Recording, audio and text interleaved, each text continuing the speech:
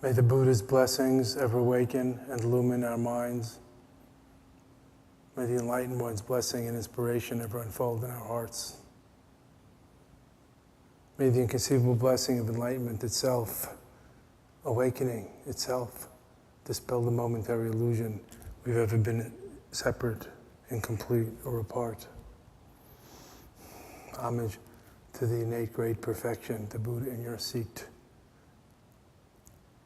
Don't overlook her. May all realize it and be benefited by it for a better world and a better future to be possible.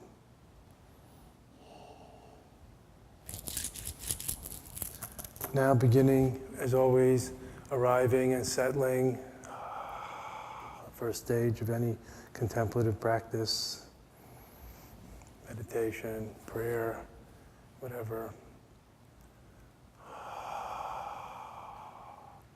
Yoga, chanting, spiritual study, arriving, settling. You must be present to win. Come home to yourself on the spot, on the dot. Let go of the tension in the body, your preoccupation outside and before here, or hurrying here to get into the room or whatever. And settle more and more into the present moment, pure presence, just being. Sink your roots deep into the good loam, the good earth of this present moment, and imbibe its delectable, nutritious essences.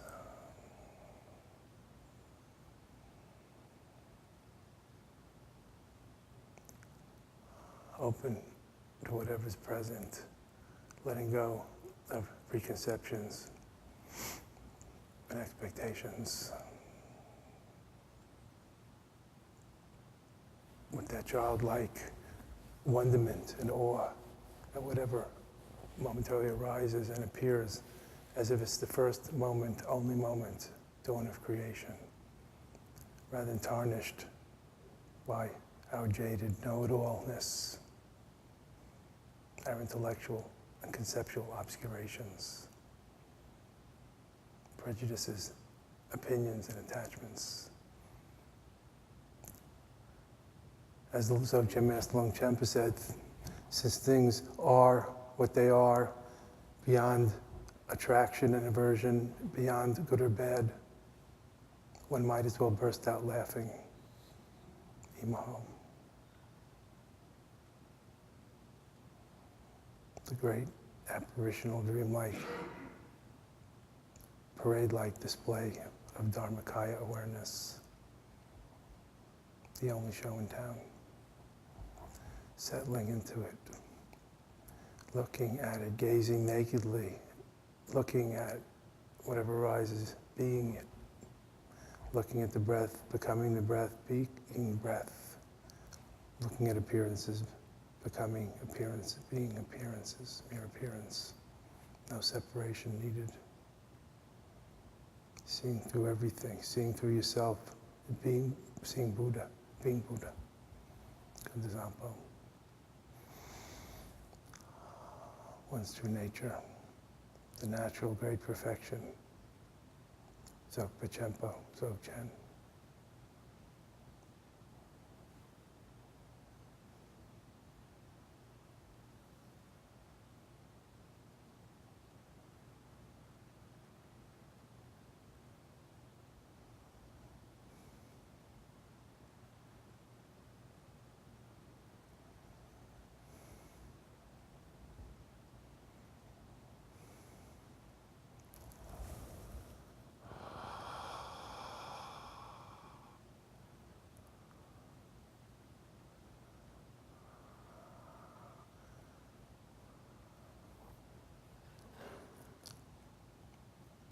Now, having settled a little according to the natural meditations, natural body, natural breath and energy, and third, natural heart-mind, the three pillars of natural meditation, just sitting, just breathing, just being aware.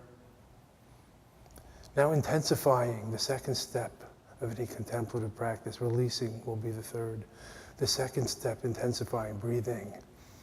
Inhaling deeply and exhaling and letting go, emptying yourself, self-emptying, releasing totally. Again, inhaling deeply and filling up, feeling it viscerally. And exhaling and releasing. And for the third and last time, now really do it. Inhaling deeply. Hold it a moment. Hold the mo. Hold the breath, hold the mind. Stop the breath, stop the mind, stop the world. It's not things that are moving, it's the mind that's moving.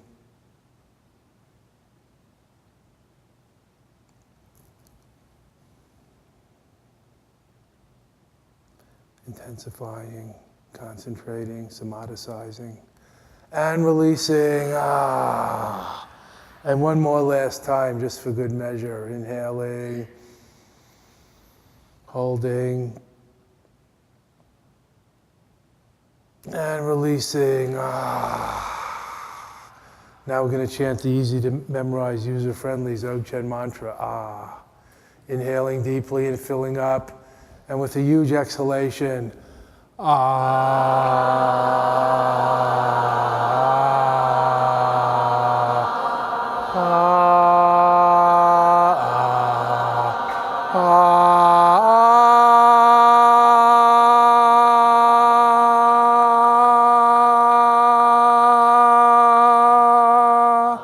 And again, inhaling deeply, filling up all the way to your toes, and exhaling, opening everything.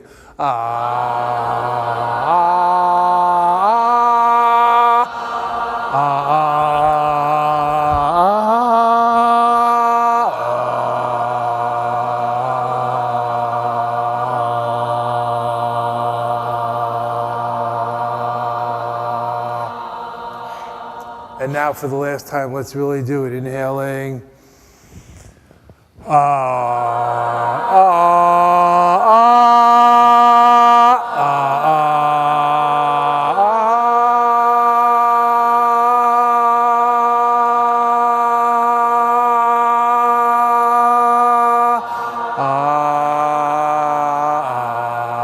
Hold the breath out. Hold the breath out for a moment of pseudo-sunyata, fake emptiness, turned inside out like a bubble burst in the sea. Sea of beingness, sea of awareness, pure presence, Rigpa, just being, with a capital B. Not doing, being. Human being, not human doing. Imaho, how sweet it is. The joy of natural meditation.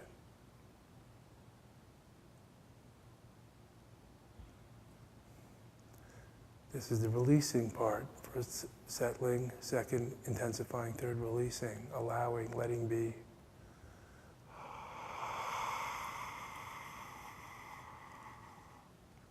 Having arrived, we've been from the beginningless beginning, having arrived to come home to oneself and knowing it as if for the first time. A fresh look, fresh wakefulness, natural awareness, natural meditation.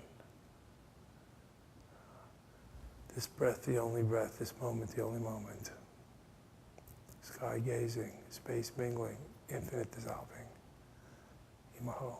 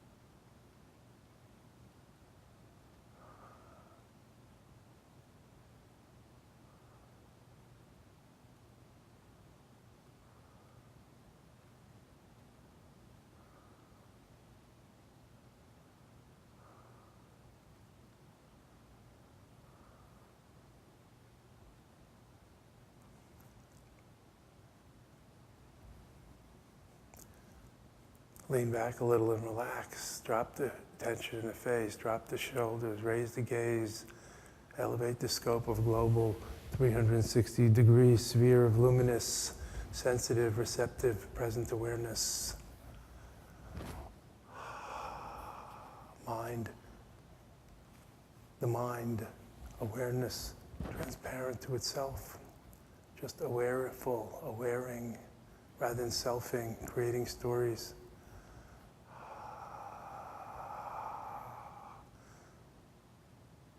Aware of whatever momentarily presents itself in the body-mind continuum, in the present moment. That's the essence of meditation.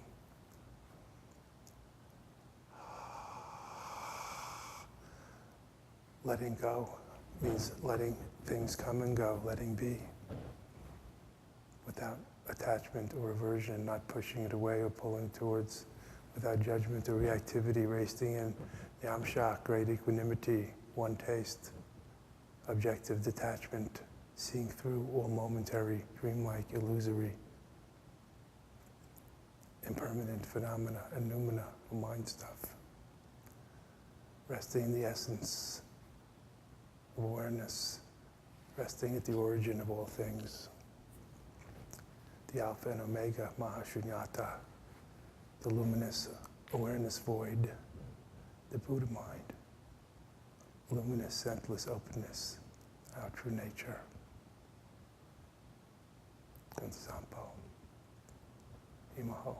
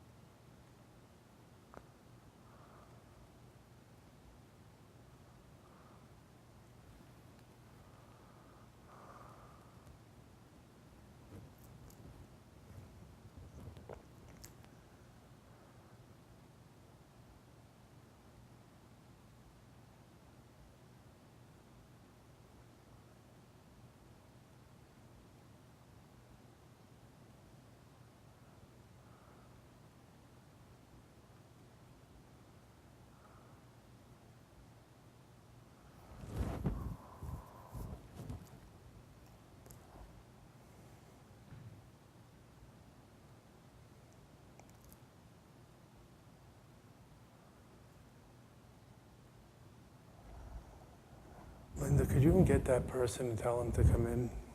Thank you.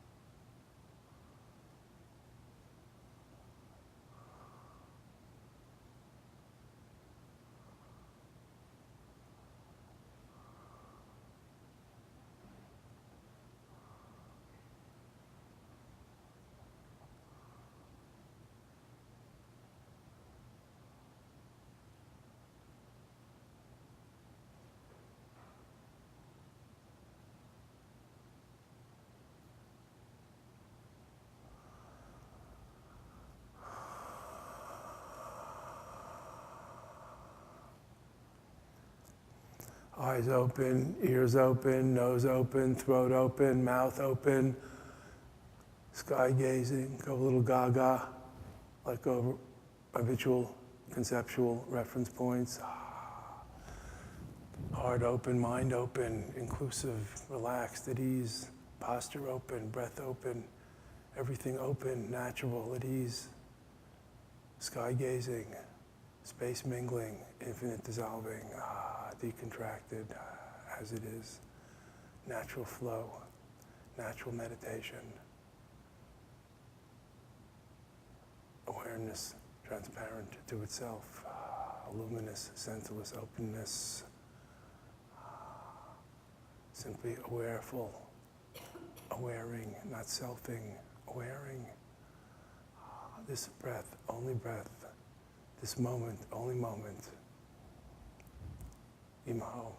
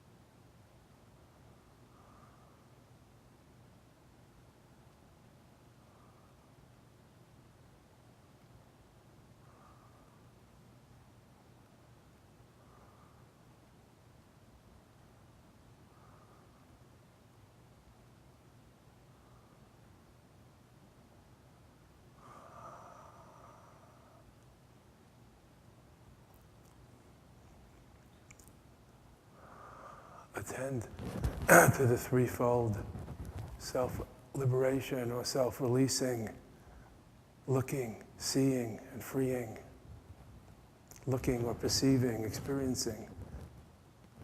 Second, seeing through, recognizing, not getting caught, non-reacting, seeing, recognizing. Third, letting go, letting be, releasing. Looking, seeing, freeing. Whatever momentarily arises, experiencing, penetrating or recognizing and releasing, catch and free. Not getting hooked by the bait.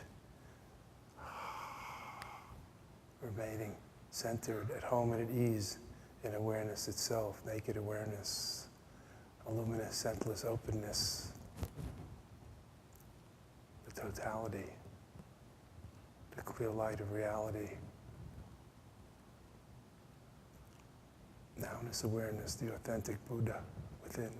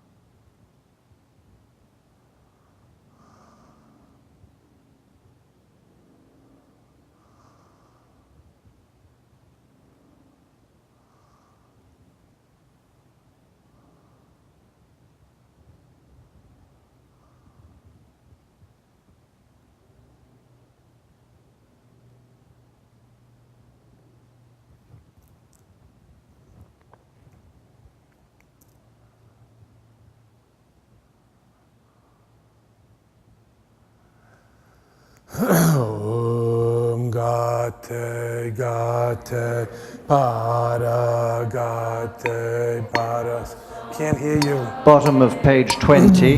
Swa Gate Gate Pada Gate Pada Sangate Bodhiswa Gate Gate Pada Gate Pada Sangate Bodhi Swaha Gate Pada Gate Pada Sangate Bodhi Swaha Gate Gate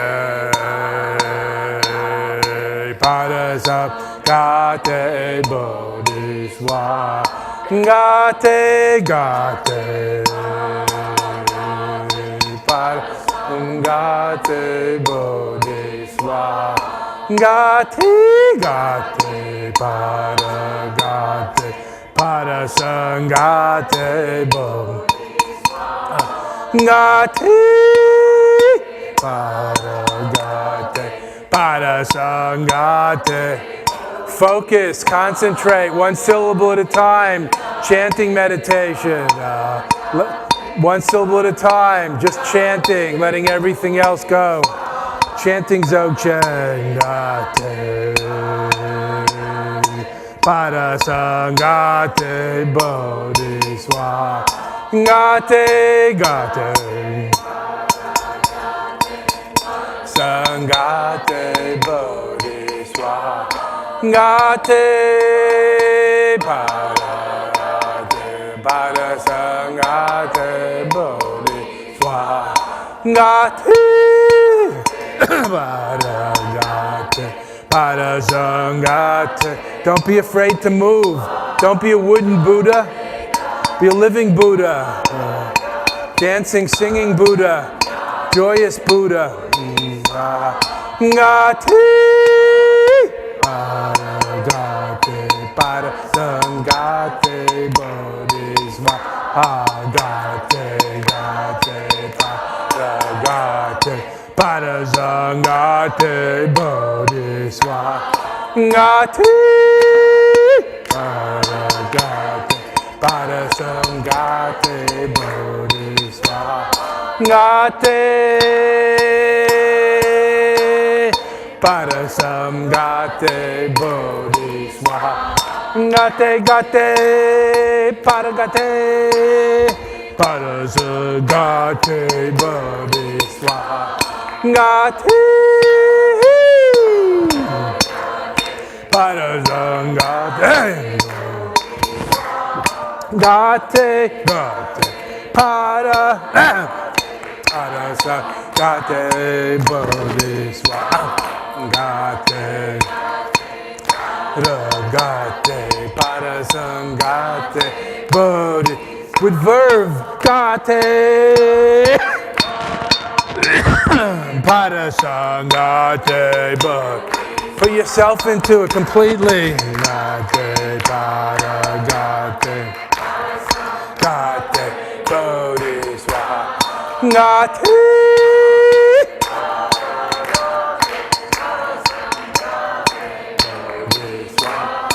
Gate Gate Gate Gate Gate Pada Sangate Bodhiswa Gate Pada Gate Pada Sangate Bodhiswa Gate Pada Gate Pada Sangate Bodhiswa Gate Gate Pada Gate Pada Sangate Bodhiswa Gate Gate Pada Gate. Focus.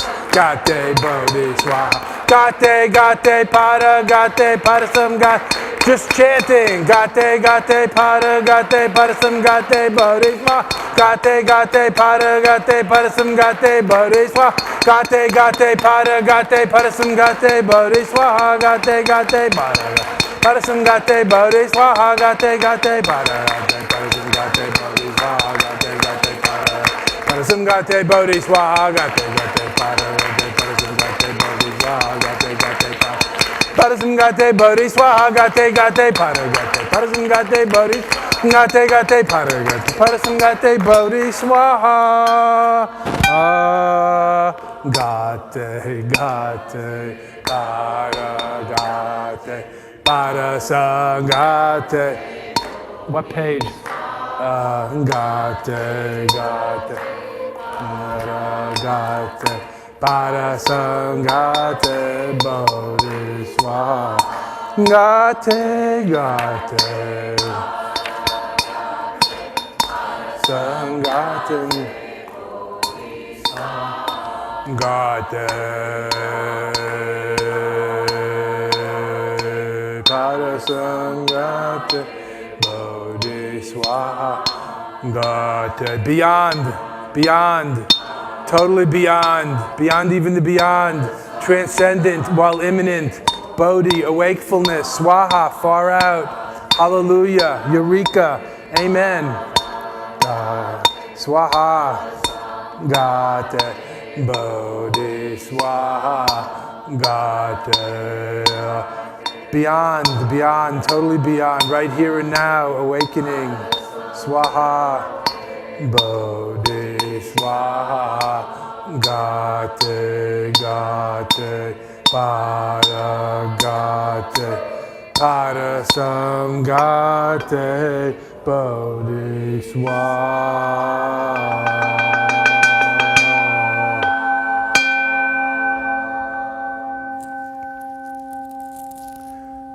Beyond, totally beyond, transcendent while imminent, awakefulness here and now, Swaha. Yes, how sweet it is. Homage to Prajna Paramita, transcendental wisdom, imminent gnosis. May all realize it and be benefited by it.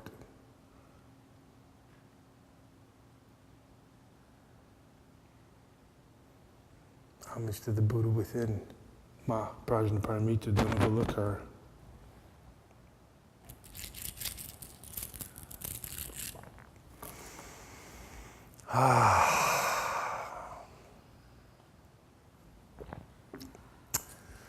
Nothing like little chanting to raise the spirits, to raise the dead, which is us.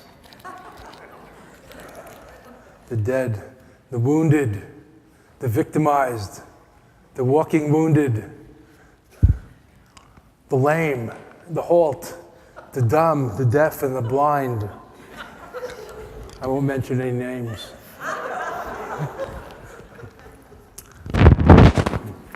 But dead,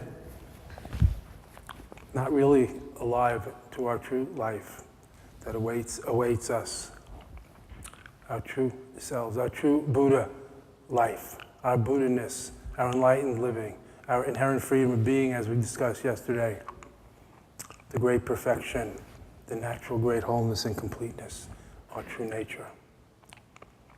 That even if we've glimpsed, intuited, heard about, believe in, or know to some extent, we've yet to fully actualize, penetrate, fulfill its promise, including paying it forward, passing it on, manifesting it fully in the enlightened world, making an enlightened world for all. So we've been chanting this Gate mantra to complete our meditation session. It's on the bottom of page 20 in the Dzogchen prayer book. It's the mantra of the Heart Sutra, the distilled heart or essence of wisdom sutra, the Mahaprajna Paramita Hridaya Sutra here on page 20. The Heart Sutra, as it's famously known, heart of wisdom. I used to say this is the shortest sutra, until John McCransky corrected me. He said, actually, the Sutra is the shortest sutra, as he found doing research in the Sanskrit library. There is such a sutra, the Sutra, and that is the whole sutra. I like that. That's even shorter than the shortest Dzogchen teaching, Imaho. That's much more slow and gradual and has 3 syllables. I like these short teachings that include everything, that condense the heart essence of all.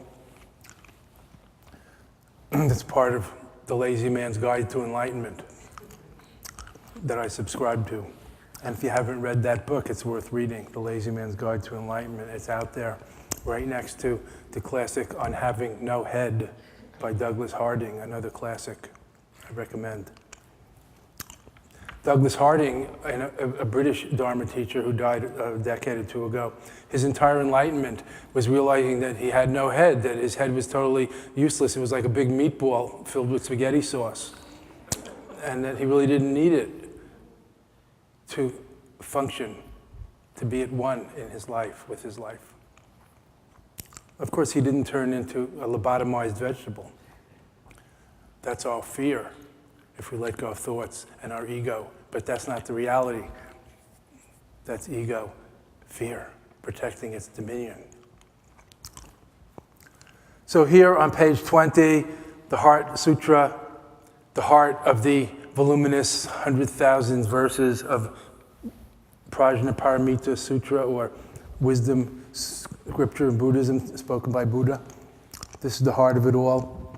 We're not going to study it today, but this is the famous Heart Sutra that has in it the koans or conundrums or Zen-like riddles.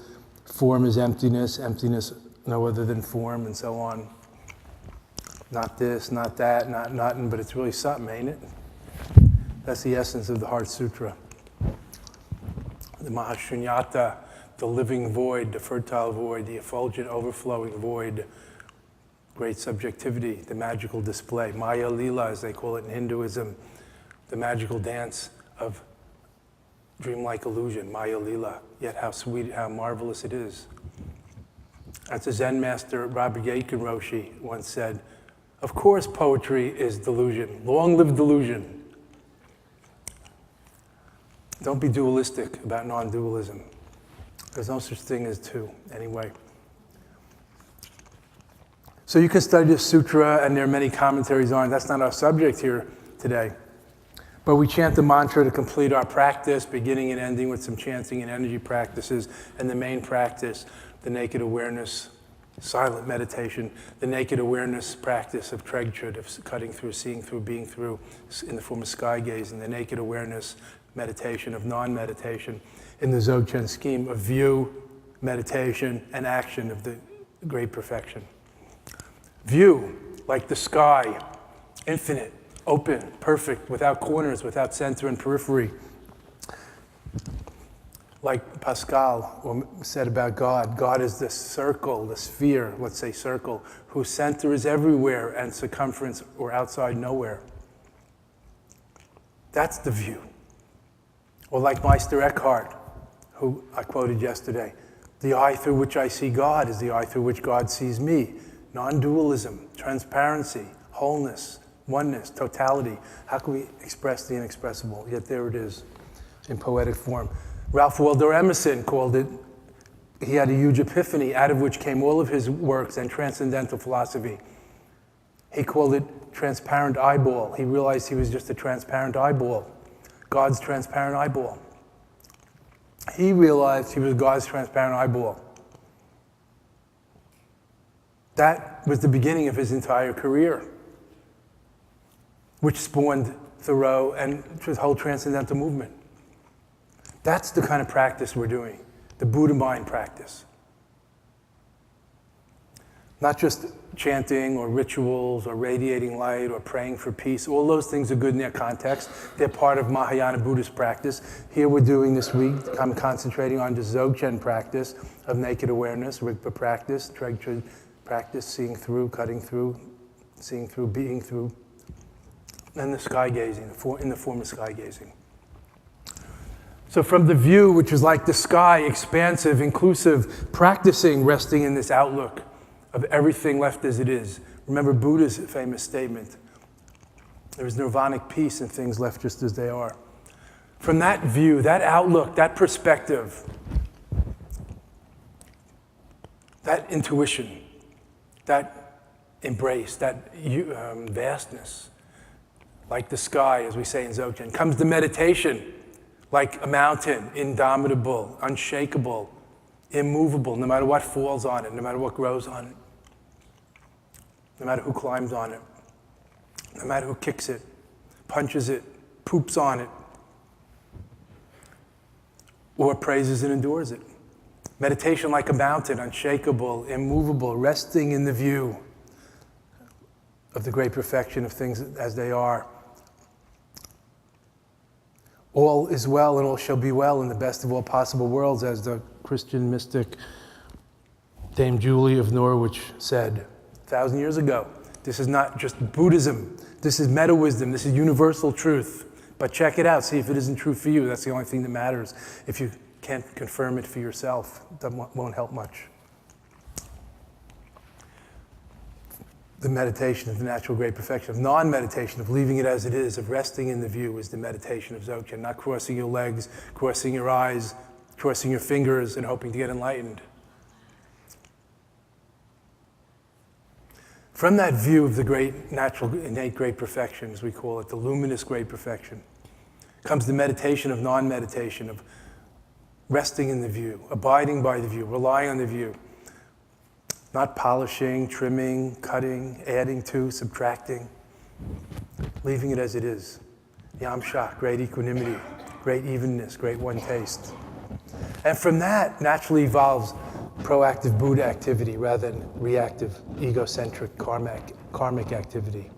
Causation, reactive karmic activity. Proactive Buddha activity, when needed, as needed. Like if there's wind, the waves rise. No wind, no waves. No problem, the ocean doesn't need to wave. Hi, I'm here. Anybody up there?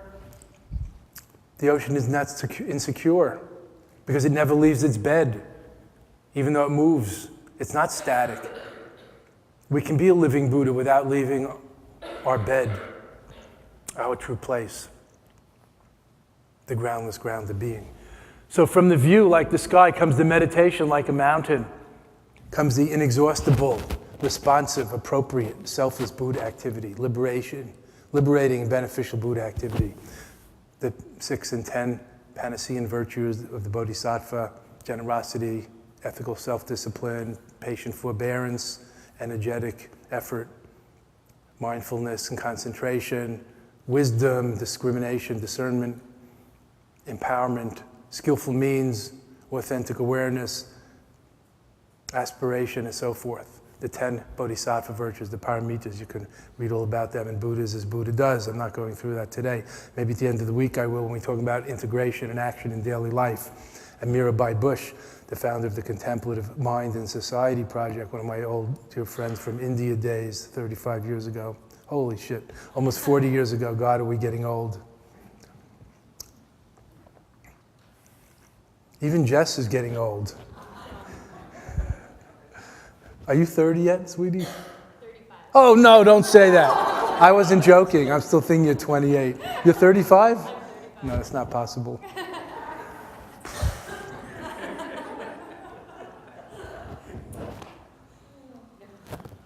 And still growing. From the view of the great perfection comes the meditation of non-meditation, of just savoring it, enjoying it, resting in it. What words can we use? Being there while getting there, every step of the way, not waiting to get there, not hoping to get there, being there while getting there, being here while getting there, every single step of the way. That's the secret. Every step of the way is the great way. Every step of the way to heaven is heaven, as St. Catherine of Siena said. Every step of the way to heaven is heaven. But we have to go to Buddhism to hear that these days. Why don't we hear that in church in Long Island or Bronx or wherever we grew up? New Hampshire. I never heard the word Kabbalah till I was in India. 5 years of Hebrew school, 15 years in synagogue, tying knots in my tallis out of boredom. I never heard such things. Only who begat who. And what you shouldn't do. Of course, it's all there, deeper, into universal, underlying truth, perennial truth, the timeless, the evergreen, timeless teachings that all the traditions come from. So in the Dzogchen tradition, we're stressing this here, this effortless way of being. Of course, when we integrate it in life, we have to get more into the effortful, skillful means, choices, judgment, and discrimination. But in this meditation, just seeing if we can undo the tangled habit of overdoing, just see if we can let be, then our doings will be a lot more informed by clarity and wisdom. We don't have to overdo. We won't just have to compulsively reproduce our agenda all the time, do the same things over and over again, hoping to get different results, the very definition of insanity. We can loosen the grip of the iterative self that keeps reinforcing itself and its patterns, unfulfilling as they may be, digging the rut deeper, talking all the time about getting out of my rut. The iterative self, and continually to reinforce and reproduce itself through habits, patterns, and character, which becomes karma and destiny. We loosen the grip of those habits and patterns, that karma. We have the freedom not to react. We might feel an itch while we're meditating. We don't have to scratch it. Just notice it. Maybe it'll even go away. Or as my meditation teacher in India, U N Goenka, from the early 70s, always used to say, just because a mosquito lands on your arm doesn't mean you have to swat it. And we're all sitting there in India where mosquitoes swarm, and not just on your arm, on your nose, on your ears, on your eyelid, and you're sitting there trying not to move. But not to move is fine, but you still try to get rid of it, which is an inner movement, but you try to get rid of it. Twitch your ears. You don't move your head, but somehow you still have to get rid of the mosquito, Or make air come out of your ear, like, if it's on your nose. But Goenka presented something a radically different possibility, which, amazingly I can still remember 40 years later because it's so vivid, graphic picture. He's a jolly, fat, laughing, happy Buddha. He used to say, you might practice loving kindness on that mosquito, and when it lands on your arm, and wish it to have a good drink and a safe flight home. Wow, there is another way to be. I wonder if he really does that. Well, anyway, it doesn't matter. It's still a good idea, right? There are other ways to be if we're free enough to recondition ourselves and decondition our intense, repetitive, iterative self that keeps reinforcing this rut that we're in that's unfulfilling. Oh, damn mosquito. Oh, may all beings be happy. But not mosquitoes that bite us or ants that might, be in our path or whatever. The neighbor's dog or cat. Don't interfere with my peaceful garden where I pray for all beings. Goddamn cat. The little contradictions of the Walking Dead, the zombie-like, ignorant people that we sometimes appear to be. Lovable as we are, we're like Walter Mitty, kind of inept but lovable. So the view, like the sky, the meditation like a mountain, of non-meditation like a mountain, and the activity, naturally conduct, the action naturally comes forth, inexhaustible, in response to needs and conditions, not our compulsive agenda.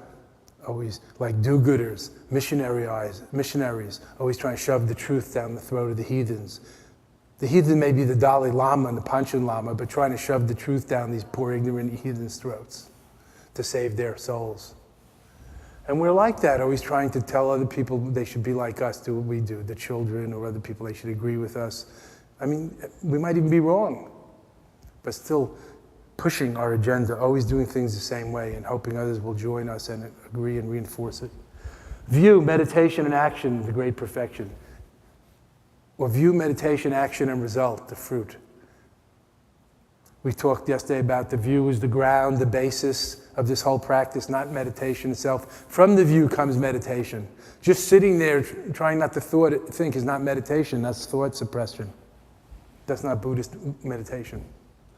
The view is the ground, the meditation is the path, the action is the result or the goal. The view is the ground, the meditation is the path, the action is the result or the goal.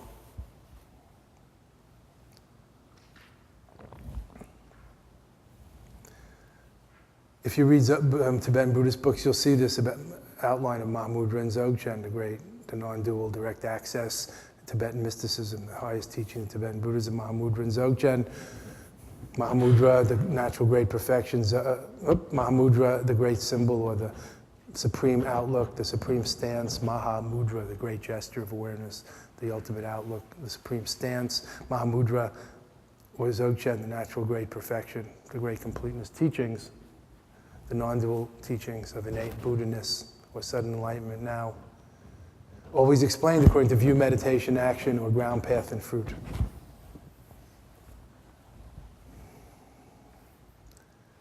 The view or the ground is the innate awareness itself, not something we get later. We may exercise our muscles to make them firmer, but it's there all along. Pure attention, or pure spirit, bodhicitta, is what animates us, whether asleep or awake. So it's not just about being conscious, it's also in the unconscious and semi-conscious states, if we could recognize it. If we could wake up while we're sleeping, and wake up in the dream and know we're dreaming and sleeping, awareness is there, even in the dream, even in a coma, even in the bardo after death, they say. Even between thoughts, awareness is there.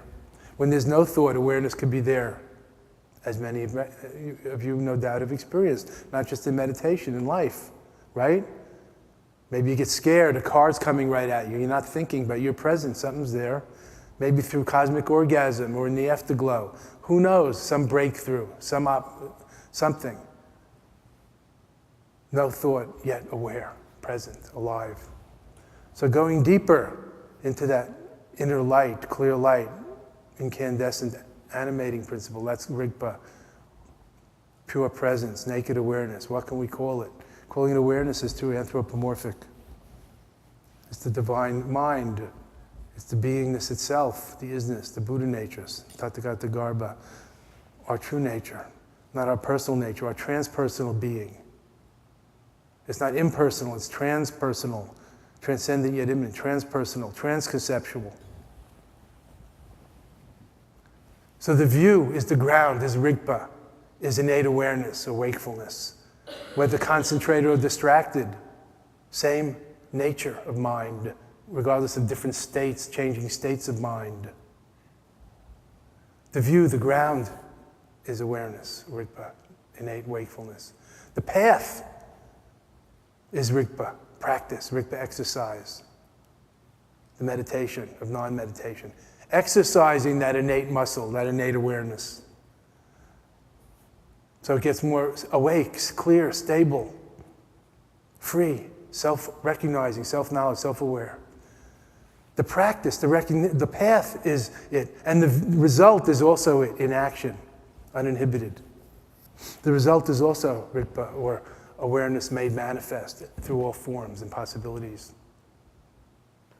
The creative display of awareness, it's all our own projection and manifestation. How we see it, how we interpret it, how we create it. We, not just I, we create it. So the view, the ground is Rigpa, or innate awareness. The path is exercising Rigpa or awareness, and the result is stabilizing or actualizing it. The same thing. It's really 3 in 1, simultaneous. It looks progressive. It's really 3 in 1, simultaneous. The view is the Dharmakaya Rigpa, the ultimate reality. The meditation is Sambhogakaya Rigpa, the clarity of awareness. And the action is Nirmanakaya, Buddha activity, Rigpa, in action, alive and well. Tulku, Nirmanakaya, embodiment. 3 in 1, 3 kayas in one, like 3 in 1 oil, like outer, inner, and secret, like the letter of the law is at the heart of this, and the spirit of the law, not separate. The spirit of the law is the heart of the letter of the law. Otherwise, a meaningless law. So this is a little bit of the theoretical underpinnings of why we just sit there and do nothing. It's really something, ain't it? At least we're undoing the habit of overdoing. We're getting used to not biting at the bait. Just because, and there is something fishy going on here. Just because we sniff, we smell the bait, doesn't mean we have to bite, be hooked, and pulled out of our element and die. You with me? Just because we hear doesn't mean we have to bite and get hooked. Oh, why don't they stop mowing the lawn? Why don't they mow the lawn when we're not meditating? Oh, why do those trucks have to come now while we're meditating? Why don't they come tonight when we're sleeping? Well, trucks maybe bring us lunch or water, maybe we want them to be here. We know so little, we think so much, we know so little. Just because we hear, we don't have to bite the bait. Just because we smell, we don't have to bite the bait and be hooked into dualism, into pushing and pulling. I want, I don't want, pushing and pulling, attachment and aversion, the two poisons in Buddhism, based on the third poison, ignorance, dualism, separateness, incompleteness, the mistake, the illusion of separateness that thinks, oh, if that sound will stop, then I'll be happy. For how long will I be happy? And then we're constantly restlessly churning like that, churning. Dissatisfactoriness, the first truth taught by Buddha, dysfunction, dukkha, that we're all screwed from the beginning. Skruka, as I translate it. It's not just that life is suffering. That's a really one-sided, negativistic, pessimistic translation. It's that worldly life, ordinary life, deluded life, unenlightened life is dysfunctional, dissatisfactoriness, malcontent, out of balance, dysfunction. There is another way, the enlightened life awaiting us, and not far from us. Though we may feel far from it, it's never far from us. So as we're practicing this sky gazing, natural meditation, letting be, we're not really trying to do nothing. We're really dynamically alert and present and awareful. We're awareing instead of selfing, building up our self-story and collecting experiences and tying it together with the crazy glue of our self-image. Selfing. We're just awareing, awareness, aware of itself. Emptying rather than collecting. And there's plenty. We don't have to collect. It's all available. All available. It's all on Indra's net. We can Google it whenever we need, but we don't need to have it all in our room, in our house, in our closet, on our bookshelf. You should see my bookshelves. I'm one to talk. But today, Google and ye shall find. Aware and we find ourselves. Unaware and we never find nothing. We get lots of shit and we never find nothing that matters, that lasts, that helps, that serves the real purpose, the deeper purpose, that brings the ultimate richness, the ultimate wealth, contentment, and blissful inner peace, contentment. The ultimate wealth, as Buddhist philosopher Nagarjuna said, contentment is the ultimate wealth, not just happiness or pleasure, contentment. So the basic instructions about natural body, natural breath, natural mind, sky gazing, casting the gaze in space as a metaphor for openness and awareness, not looking inside for the Buddha and not looking outside for anything, just gazing, not looking, not staring, not burning holes in the sky, giving yourself a headache or eye strain. Just relax and gazing like sitting on a hilltop looking out over the ocean at the horizon. Gorgeous, delightful. Not counting the waves, not waiting for your ship to come in. View like the sky, spacious. Meditation like a mountain, unshakable, and so forth. And then action in life spontaneously, like the ocean's waves, in accord with circumstance and conditions, not in accord with our ego needs and desires, which of course are part of it, but not the main thing. So eyes, the gaze cast in space, thoughts and perceptions, the mind cast or released into awareness. Awareness of thoughts and perceptions. Everything released into awareness. Not just thinking about yourself and analyzing what you're going to get out of it and building things up and trying to remember them for later. Quite the opposite. Use the Teflon side of your mind, not the sticky flypaper side. In this meditation, in life, you might need to remember something now and then. You might. Like, where's your car parked when it's time to go home? Or your name, or your, your mother's cell number. You might need to remember where your car keys are or something. You might. But in this meditation, I need to remember nothing. Not your name. Not what's supposed to happen. Not what you're doing. Every moment, just afresh, start again, just breathing out and releasing, letting go deeper and deeper.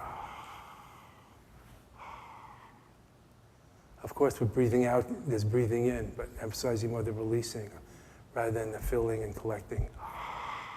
As a metaphor for releasing and letting go, focusing lightly on the out breath as a little structure, an anchor to present awareness, a little structure, a little form for this formless awareness alone meditation. So casting the gaze, the eyes in space, in the sky is a metaphor for the outer infinite. Casting off or releasing thoughts, perception, everything, the mind into the inner infinite awareness itself. And releasing, casting off, releasing, dropping everything into just being, into bottomless, groundless and boundless indescribableness, the ultimate infinite, the great mystery, the great shunyata, the shining void, the ultimate mystery. Just releasing everything into that, even awareness, mind, and meditation. Just being, mingling outer and inner, self and other, awareness and emptiness, and so forth. In the great equanimity, or one taste, letting be. Letting things come and go is the secret of letting go, friends. Just letting be, not getting rid of it, not throwing it away, not suppressing, nor being carried away into endless chains of discursive thinking. Because it's not outer appearances and things that entangle us in the ropa. It's inner fixation and attachments that entangle us. As the crazy wise Master Tilopa sang to Naropa. It's not outer appearances and things that entangle us in the rope. It's inner clinging and fixation, reification, misidentification that entangles us. That's the work we have to do.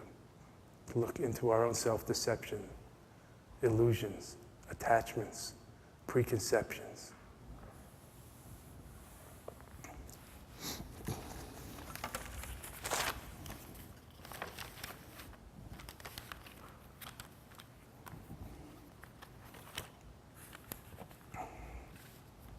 This morning I was looking out the window, and my favorite spot here is the little gazebo that's out by the river or somewhere over there perhaps. How many years have we been coming here? I'm still a little disoriented, but wherever the river is, it's over to the right. Have you been to that gazebo? It's a wonderful place. Or just out right in front of the front door, there's a little place that you can see the river. And I like being upstairs. There's a little third floor lounge. Some of you with laptops have already discovered it. And there's a little desk there and a window looking right out on the river. And I was sitting there drinking green tea and watching I really hadn't meant to get stuck there. I just went up there to see what was going on there and, look at the beautiful church ceilings and synagogue ceilings that are on pictures on the walls there. If you notice, beautiful church and synagogue ceiling pictures of mandalas that are in churches and synagogues around the world. And I was looking out the window and noticing the Hudson going by and the ice flows going by so slow and stately and gentle, and reminding me of the Rigpa awareness of the great Tao, and just flowing by and just enjoying it, and it's inexhaustible delight. Not frozen in place, not all hurried and choppy, just flowing and just appreciating it. Like natural meditation kind of overtook me. And I recommend that to you in finding whatever it is that works for you. Whether it's being near water like always works for me, or the sky, or listening to the wind and letting that blow everything away. For me, the water washes everything away, and I don't have to meditate. It does it for me. Or a candle, or bonfire, or fire in the hearth is a great way to contemplate if the warmth doesn't put you to sleep. Natural meditation. I've written about that in almost all my books. Have you noticed? Awakening the Buddha Within 15 years ago, there's a section on natural meditation. Many of my books I mention this. Almost nobody ever asked me about it. It's too simple, it's too obvious. If I called it Tibetan nature mysticism, everybody would want me to do retreats with that title and workshops at Omega. Tibetan nature mysticism, the magic in everyday trees and things. Yeah, in Tibetan we call it the Drala principle, the magic in the ordinary, in nature or everything, the magic in the ordinary. The Drala, what's beyond in the now, the beyondness of each of the now things. Drala, the other side, the hidden aspect. Trungpa Rinpoche is the only teacher that ever really talked about it in his books. You could find the Drala principle in Trungpa Rinpoche's books and a few of his followers' comments in their books. The beyondness in the quotidian, the everyday, in nature. In Dzogchen we have it in the 5 elements teaching about the deity or the Buddha, the female Buddha that's the essence of water, Mamaki, and the female Buddha that's the essence of fire, and the female Buddha that's the essence of air, the female Buddha that's the essence of earth, and the female Buddha that's the essence of space.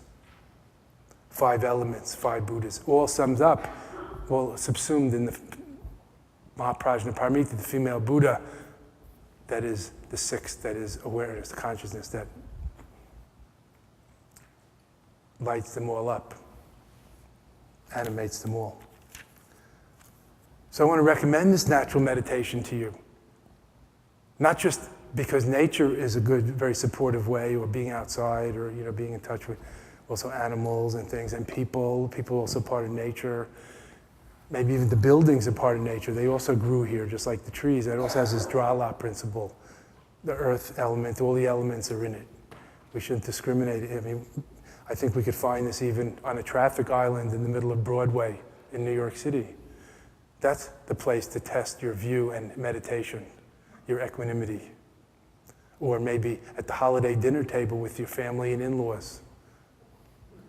Or when you stay for more than a few days with your family or in-laws somewhere, that's a good practice to strengthen or test your equanimity. So there are many kinds of equanimity. We've heard a little bit about this in the evening teachings from the Koryats. Outer equanimity of being calm, cool, calm, and collected, and inner equanimity of being very centered, and the ultimate equanimity of the evenness or the one taste, the equality of all things. How nothing is good or bad, but thinking makes it so, as Buddha said. Or maybe that was Shakespeare. The Buddha is saying there is nothing unequivocally good or bad. There's only the wanted and the unwanted. Which brings us back to not being hooked deceived by our thought or our impulse of liking and not liking. You can smell the bait, the juicy bait, the sight, the sound, the taste, the touch, the thought. You can even nibble at it, but be very careful you don't bite the hook and get pulled out. You know what I'm talking about? That's called being hooked. Nibbling the bait is not the problem. The problem is it's so hard not to bite and get hooked. Shenpa, Ani Pema Chudran is the only one that talks about that these days, Shenpa, hookedness. Hooked by the other, hooked by otherness. As soon as we fall into this dualistic awareness that there is self and other, we get hooked into pushing and pulling. That's the problem. So in this meditation of non-meditation, we're really going beyond these dualisms into just being where there is nothing to meditate on and nothing to get hooked by. It's very subtle and powerful. We're not just sitting there trying to do nothing, which is just one more depressing karmic effort. Questions, please.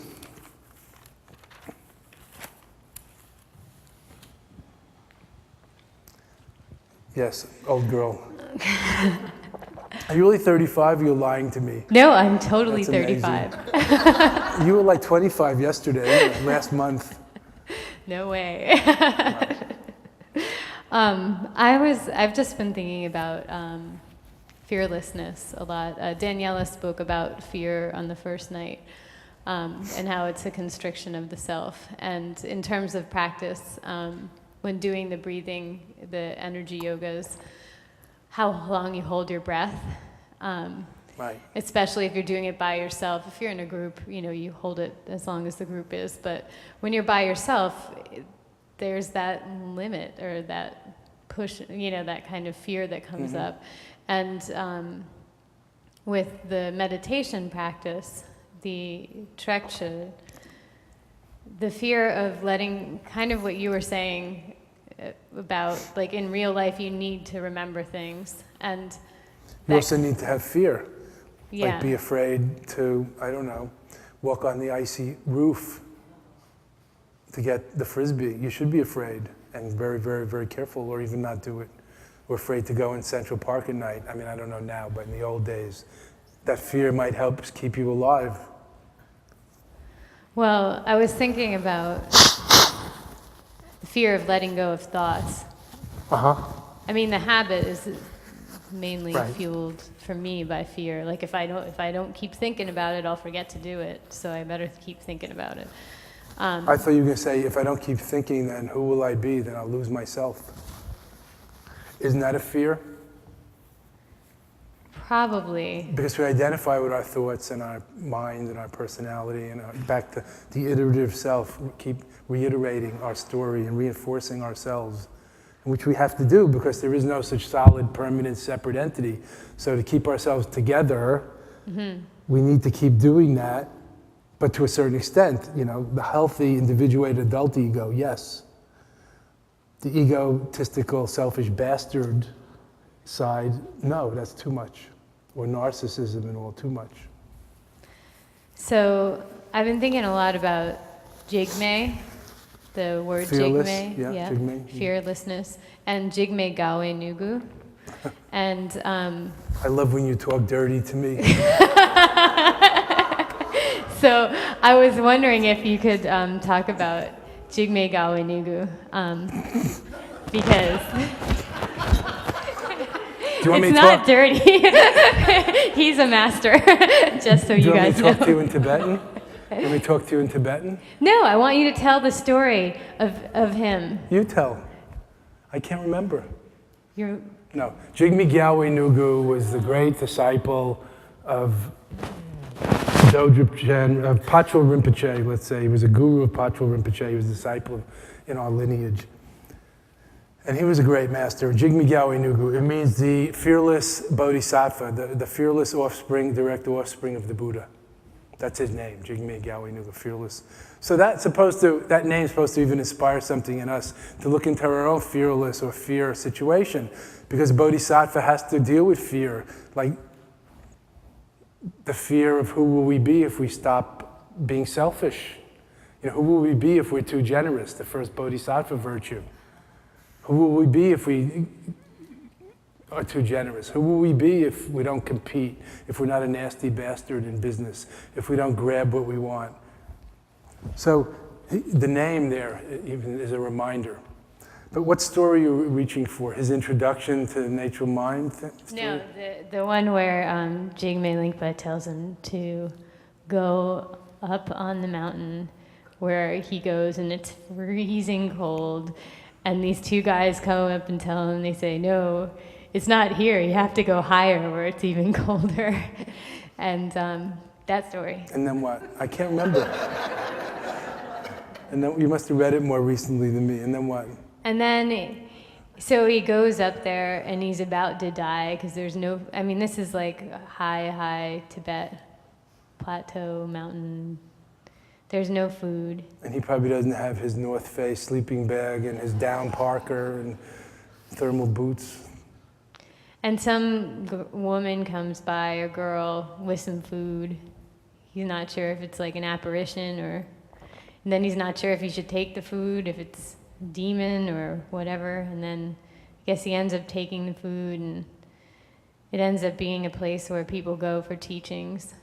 Like it's his I guess, Dharma center. So you mean he stays there and that becomes his Dharma center? Yeah, and all these people come in tents and get teachings from him. That's what we should do. It's turn off the central heating. Open the windows.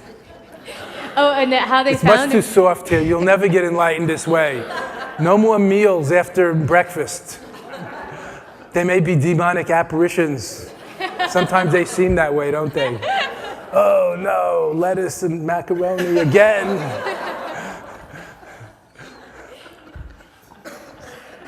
So what's the point of this story that you want me to tell? That I can't remember. I guess it's like encouragement to, I don't know. Practice harder? I mean, that's kind of the point, isn't it? Not that you have to let go of some, maybe if our cup is too full. I learned this when I saw the movie The Avatar. Anybody see that yet? It's actually just, in my view, a rehash of Dances with Wolves and a few other things, but it doesn't matter. With nice special effects. But it did have it had a few good sayings in it. One was the metal that they're trying to find and exploit that they cannot get enough of is called unobtainium.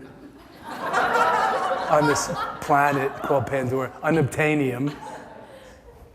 And the other thing is where the sort of the nature goddess Dakinis say, you're like the other earthlings, you're scientists, your cup is too full to learn anything here. The old Zen saying, you have to empty your cup a little before you can pour something in. So I think the point is, might have to give something up, like to get out of a rut, we might have to give up the cozy nest in our rut, not just pour icing on top of our rut. If we want to change, we might have to let something go or empty our cup or make room for something new. Not being so comfortable, secure, full of habitual things that we do. Like we don't have time. Yeah, you might have to do some different things with your time. Not just keep doing all the same things and add on some new practice. Maybe it's about comfort and discomfort. Not that we want to practice self-flagellation. But I think that's the point, like Milarepa's story. Milarepa, although we all think of him as, of course, he is Tibet's greatest yogi, saint, also a poet, Tibet's greatest poet. We all think of him as an enlightened master, but his real special quality that inspires all the Tibetans from then until now is his diligence, his effort. In fact, this is your quality. Paramita number 4, virya paramita, heroic, enthusiastic, joyous effort. That's the main purpose of that story. Like you have to go further and higher and camp out in the Himalayas above the snow line to get the teachings. Not just at Canyon Ranch for a half an hour at night before it's too late. So you can still go in the hot tub and get a massage after. And of course you can do Dharma there, but you know what I'm talking about. Like here, this is not austere, but we try to have a retreat, a monastic style, and weed out some of the distractions. So, we don't have phones. We come to a place like this, we don't have phones in the rooms, and TVs, and newspapers, and so forth. I mean, of course, secretly, we have a hot tub in the bathroom over there, but don't tell anyone. No, of course, that's not a big issue, but you know what I'm talking about. So we have do different things with our time and our attention. That's the purpose of that story. And it's a great story. I love the part, especially about he never goes further. They keep telling me you have to go further to whatever it is, get to the place. That's about effort. Thank you. And let's also remember in the non-dual tradition about being there while getting there, not always thinking you have to go further. Of course we need effort. I mean, look at the world. Acceptance is not enough. We have to practice a deep acceptance that includes the acceptance, of our impulse to help change things for the better. We shouldn't suppress that either and paralyze ourselves thinking there's nothing to do. There's plenty to do in a relative way. But with the peace that this is the best of all possible worlds in the bigger picture. That's the Dzogchen view. And yet the action of benefiting others comes spontaneously as needed, but not if not needed, if not called for. We don't have to dominate. We don't have to push our agenda. It's interesting you asked about that story because I don't remember that story. I'm not joking. Thank you for teaching us. Also, I like hearing more from you. And you're teaching yoga every morning here, and it's great. It's good to hear you. I'd like to hear you give a Dharma talk soon. Are you ready? Did I hear a squeak? Where's your virya, your heroic, enthusiastic courage, Miss Fearless Jigme Galway Nugu offspring? Well, you can give a short one. Do what I do. You can waste most of the period with chanting, joking, talking, Q&A, and then you read a few things from you tear it out of the Reader's Digest or Buddha's Tricycle magazine, and everybody goes, "Wow, yeah, imaho." Yes, Christopher, what do you want? I think it was Galway Nugu. It was I think when he was, if it wasn't, it doesn't matter, it's the same. Tibetan master 200 same years story. ago. He was sitting outside of his cave, and he was at his most demoralized and hungriest and weakest, and had been He was practicing, an ascetic monk. practicing for ages and ages, and he's almost giving up, and he looks out and he sees in the far, far distance a cloud, and he thinks, that's the direction in which my master Jigme Lingpa is. And he's so overcome with devotion and yearning and longing to be with his master that he just flips out. He just kind of faints or loses it or whatever, and when he comes to, he's enlightened. Is that how he got enlightened in the story? In the lineage story?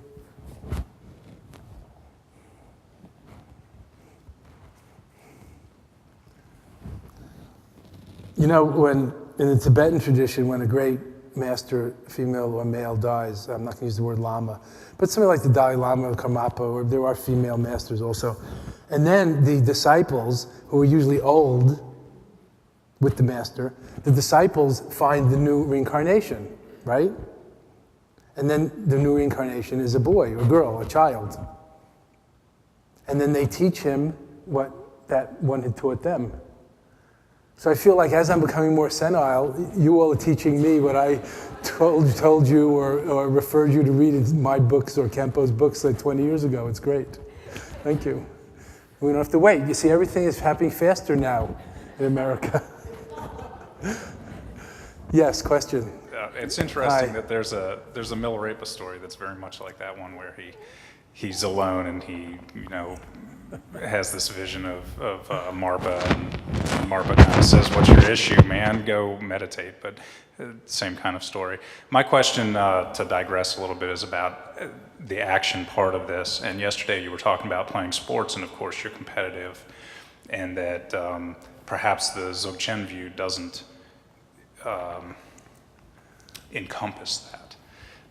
But there's awareness happening in those experiences, and I'm wondering if there's a bridge there.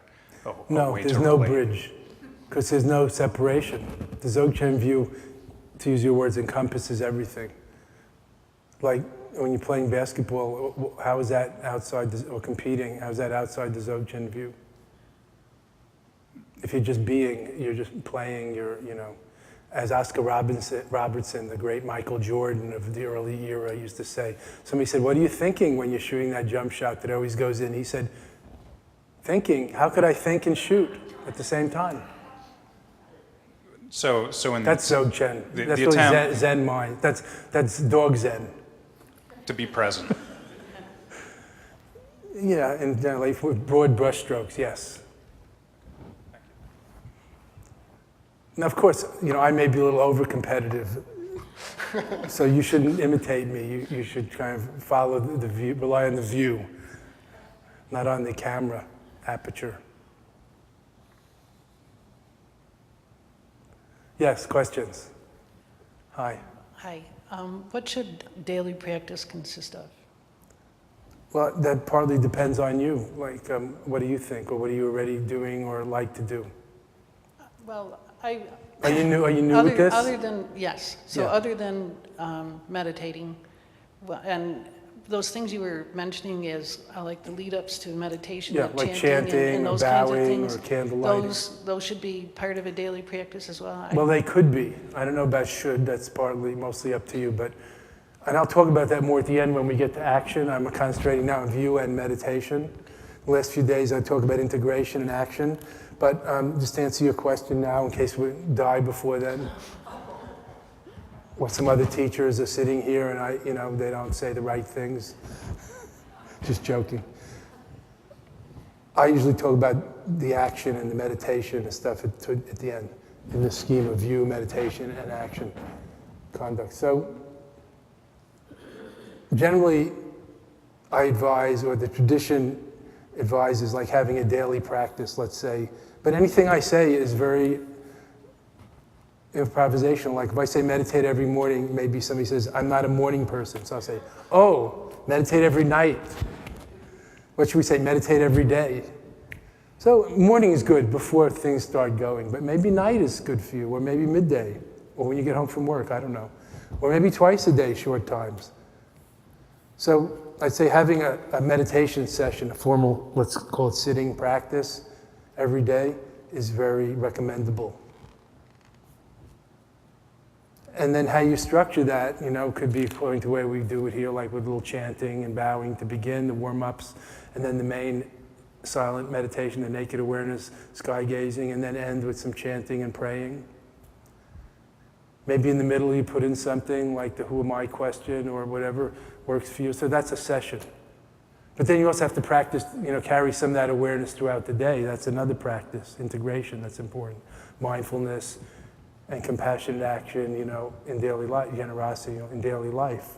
So that's what I mean by, it depends on you what you mean by practice every day. But the daily practice session is important. So usually at the end of the retreat, I talk about the 6 building blocks of a spiritual life. If you're new with this, it might be helpful. First, having a daily-ish personal spiritual practice, like I just mentioned. Second, some spiritual study. Theory and practice support each other and go together.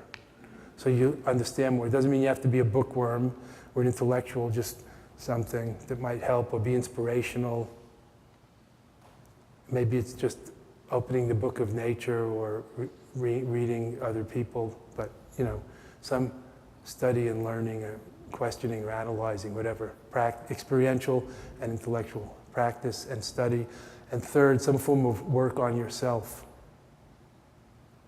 like therapy or journal writing or dream work or creative art or, women's support groups, or whatever that means.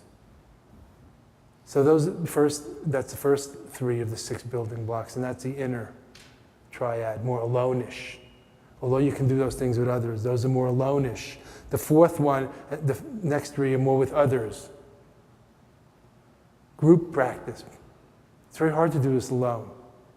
That's why all over the world there are congregations and groups and churches and synagogues and communities, and we have sitting groups and sanghas. With me?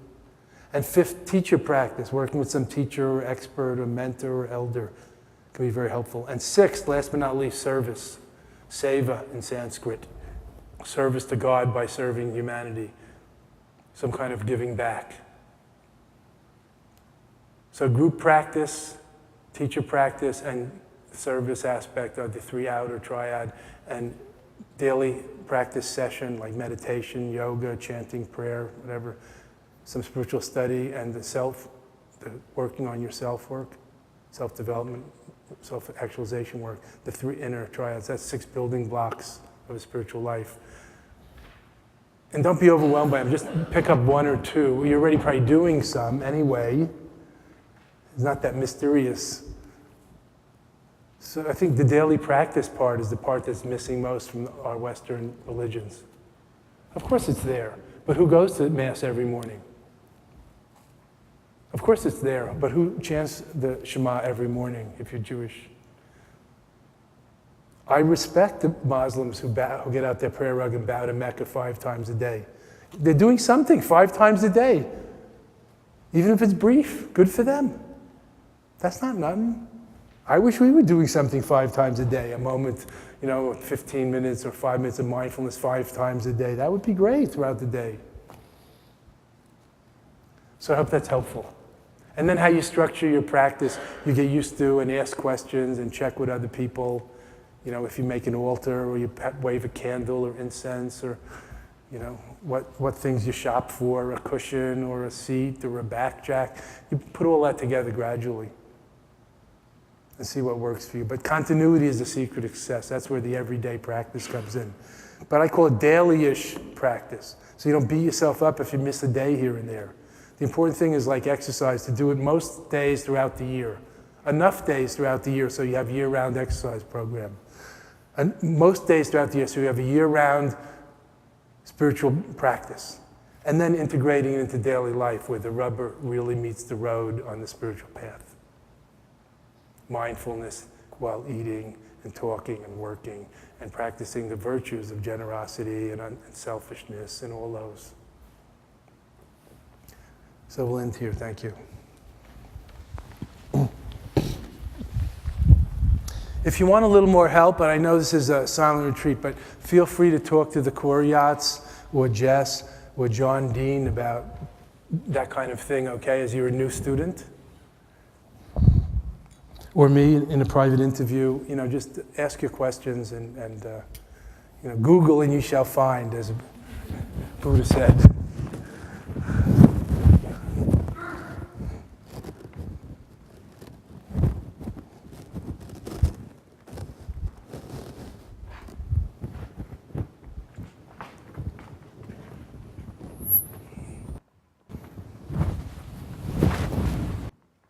People really search hard and far and wide for the Dharma.